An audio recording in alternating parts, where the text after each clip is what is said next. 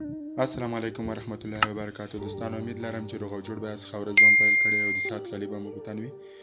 موږ بیا یو ځل راځو تاسو ته د انګلیسي درس شروع کوو.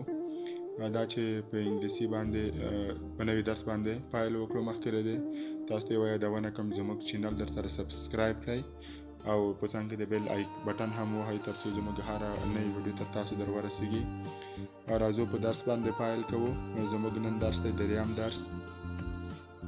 لمړی توری دی د کیو توری او دوهم توری دی آر، تاسو یې لیدلی شئ.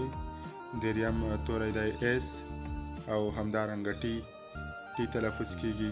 یو وی داسې لیکل کیږي ډبلیو. نو دا و زموږ د نن ورځې درس.